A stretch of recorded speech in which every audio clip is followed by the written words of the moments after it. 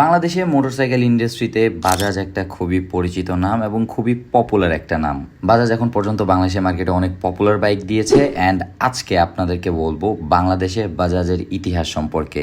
শুরু করতেছি বাজাজ দিয়ে, বাট ধীরে ধীরে সবগুলো ব্র্যান্ড নিয়ে এরকম একটা একটা করে ভিডিও আমি বানাবো, যেখানে প্রত্যেকটা ব্র্যান্ডের বাংলাদেশে কম বেশি ইতিহাস সম্পর্কে আপনাদেরকে বলবো যে কোন ব্র্যান্ড কি জন্য ফেমাস হয়েছে অ্যান্ড কোন ব্র্যান্ড কোন কোন বাইক দিয়ে বাংলাদেশে পপুলারিটি পেয়েছে। As a Bajaj fan boy সিরিজটা শুরু করতেছি বাজাজ দিয়ে। Hello everyone, welcome to bike lover bachelor.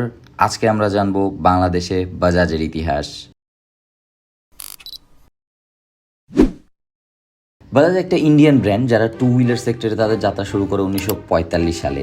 একটা মোটরসাইকেল ব্র্যান্ড হিসেবে বাজাজের হিস্ট্রি নিয়ে আপনি অনেক ভিডিও পেয়ে যাবেন। আজকে আমরা স্পেসিফিক্যালি কথা বলবো বাজাজের বাংলাদেশি হিস্ট্রি নিয়ে।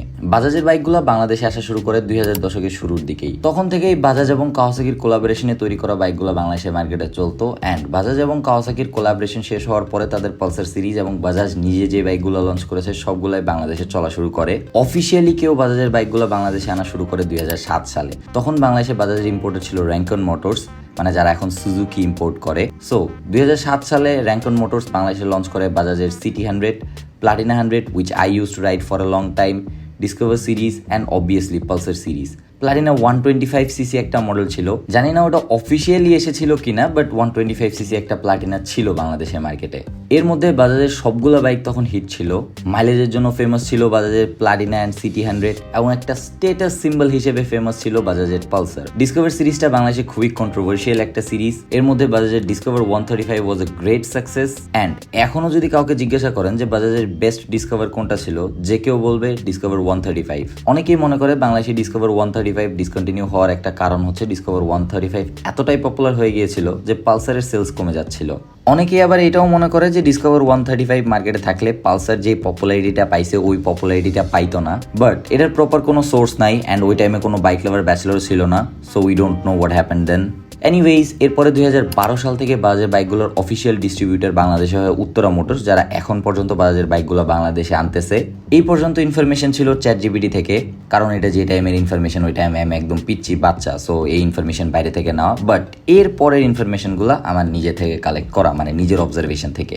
এখন বলি বাজাজের বাইক লাইন আপ সম্পর্কে। বাজাজ এখন পর্যন্ত বাংলাদেশে অফিসিয়ালি অনেক বাইক এনেছে। সিটি 100, প্লাটিনা 100, প্লাটিনা 125 এসেছে, Platina H gear, discover 125, 35, discover DTSSI, discover 100, আবার একটা discover 125, discover 125 ST, discover 150, discover 150F, Pulsar 150, Pulsar LS 135, V15, Avenger 150, Avenger 160, Pulsar AS 150, Pulsar NS 160, Pulsar 150 neon, Pulsar N160 and last এনেছিল Pulsar N250, যেটা ছিল 375cc per metre পরে দেশে first 250cc bike.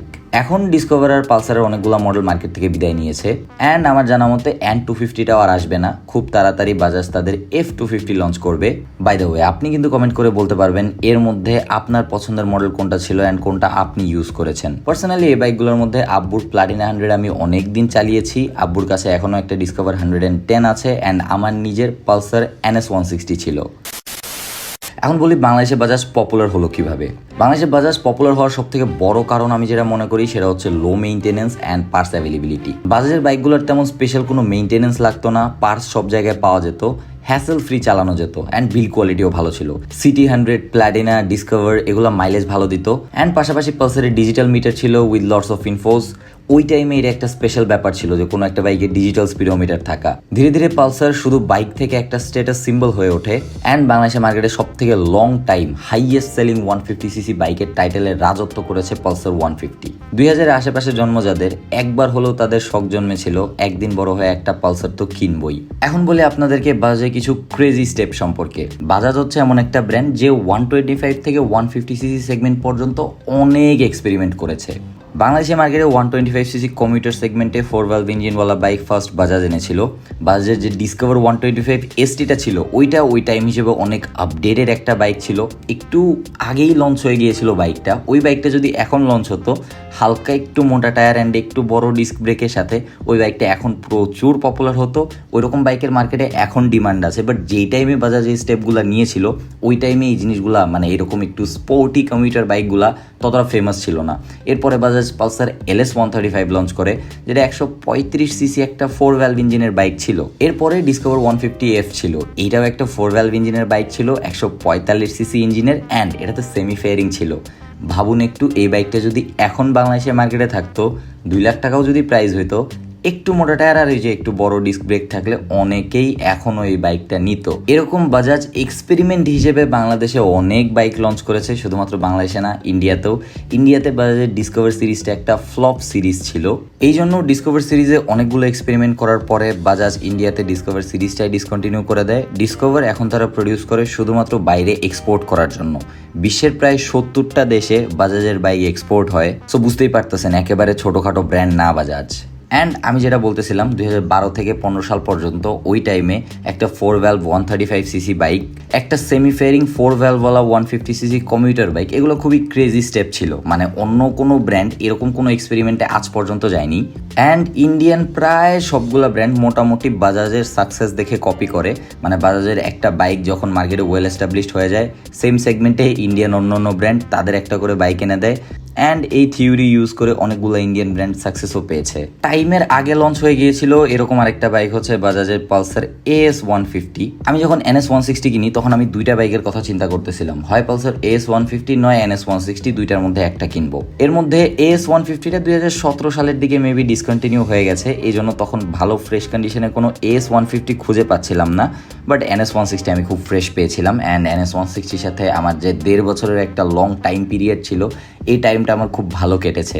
And 2010 থেকে 15 সাল পর্যন্ত বাজাজ যে পরিমাণে ক্রিয়েটিভ ছিল, যেই ক্রিয়েটিভিটিটা বাজাজ তখন দেখাইছে, ওই ক্রিয়েটিভিটিটা বাজাজ যদি এখন আবার দেখায়, তাহলে দেখা যাবে বাজাজ বাইকিং ইন্ডাস্ট্রিতে আরও বড়সড় একটা নাম হয়ে যাবে। আর বাজাজ আমার পার্সোনালি পছন্দ হওয়ার এটাও একটা কারণ যে এখন যেই বাইকগুলোর ট্রেন্ড চলতেছে বা এখন যেই বাইকগুলো একটু পপুলার হচ্ছে মার্কেটে, ওই সেম টাইপের বাইক বাজাজ আরও 8-10 বছর আগে লঞ্চ করেছে।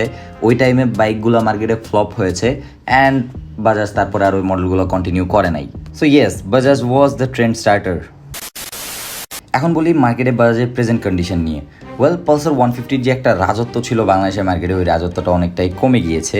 রিসেন্টলি লঞ্চ হওয়া বাইকগুলোর মধ্যে NS 160 তেমন একটা পপুলার হয় নাই, N160 মোটামুটি ভালোই পপুলারিটি পেয়েছে, N250ও মোটামুটি ভালোই একটা পপুলারিটি পেয়েছে। বাট পালসার 150 যেরকম একটা রাজত্ব ছিল, বা ডিসকভার সিরিজের, প্লাটিনা সিরিজের কমিউটার সেগমেন্টে এখনও যেরকম একটা রাজত্ব আছে, ওরকম রাজত্বওয়ালা নতুন কোনো বাইক বাজাজ এখনও লঞ্চ করতে পারে নাই। ধীরে ধীরে বাজাজ পপুলারিটি হারাচ্ছে। অ্যান্ড ইদানিং মার্কেটে অনেক নতুন বাইক আসার পরে বা মার্কেটে অনেক নতুন বাইকার আসার পরে বাজাজকে তারা তেমন বড়সড় ব্র্যান্ড হিসেবে নেয় না।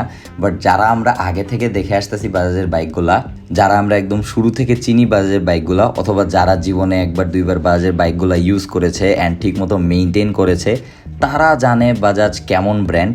অ্যান্ড তাদের কাছে বাজাজ সবসময় একটা আস্থার নাম। এখন বাজাজ বাংলাদেশের জন্য ছোটোখাটো কিছু সাজেশন দিয়েই চলেন, যদিও আমার সাজেশন মনে হয় না তাদের জন্য তেমন একটা দামি হবে, বাট তারপরও ছোটোখাটো কিছু সাজেশন। বাজাজ যদি এখন পালসার সিরিজের যে লেটেস্ট বাইকগুলো ওগুলো বাংলাদেশের মার্কেটে লঞ্চ করে, যেমন ধরেন পালসার F250, তারপরে পুরাতন একটা বাইকের মধ্যে পালসার 220F, তারপরে পালসার NS 400, যেটা এই বাইকগুলো দিয়ে চান্স আছে বাজাজ আরও একটু পপুলারিটি পেতে পারে। আগে যেরকম বাজাজের বাইকগুলোতে একটা একঘেয়েমি ছিল, ওই একঘেয়েমি থেকে বাজাজ এখন মোটামুটি সরে এসেছে। বাজাজের বাইকেও এখন মোটা চাকা দেখা যায়, ফুল ডিজিটাল স্পিডোমিটার দেখা যায়, অ্যান্ড বড় ডিস্ক ব্রেকও দেখা যায়। সো বাজাজ যদি তাদের লেটেস্ট প্রোডাক্টগুলো বাংলাদেশের মার্কেটে লঞ্চ করে, চান্স আছে যেই পপুলারিটি বাজাজের আগে ছিল ওই পপুলারিটিটা আবার আসতে পারে। অ্যান্ড আরও একটা কথা বলে রাখি, সিসি লিমিটেশন বাড়ার পরে সব থেকে বেশি বাইকের লাইন আপ কিন্তু বাজাজেরই আছে, যেগুলো বাংলাদেশে আসা বাকি আছে। এখন আমি এটাও জানি যে বাংলাদেশের মার্কেটে যে কোনো একটা বাইক লঞ্চ করার আগে এখন যে নিয়মকানুন আছে সেই হিসেবে অনেক কিছু করতে হবে, নতুন অ্যাসেম্বল লাইন আপ তৈরি করতে হবে, অনেক বড়সড় ইনভেস্টমেন্টের ব্যাপার আছে। এত কিছু করে তারপরে বাইকগুলো আসতে হবে, তো এটার জন্য টাইম তো অবশ্যই লাগবেই। যেমন বাজাজ 250 সিসি বাইক বাংলাদেশের সবার আগে লঞ্চ করেছিল, ওরকম যদি আরও 2-1টা বাইক আনে তাহলে চান্স আছে আবার পপুলারিটির পিকে চলে যাবে বাজাজ। ওকে, সো এইটুকুই ছিল বাজাজের সেই 2000 সাল থেকে শুরু করে এখনো পর্যন্তকার হিস্ট্রি নিয়ে ছোটখাটো একটা ভিডিও। আশা করি ভিডিওটা আপনাদের ভালো লেগেছে। ভালো লাগলে অবশ্যই একটা লাইক দিয়ে দিয়েন। বাজাজ সম্পর্কে জানেন না আপনার এরকম কোনো বন্ধু থাকলে তার সাথে ভিডিওটা শেয়ার করে দিয়েন। That's it for today. Thanks for watching. See you in the next one. Till then, stay subscribed, wear helmet, ride safe, and keep watching Bike Lover Bachelor. Thank you.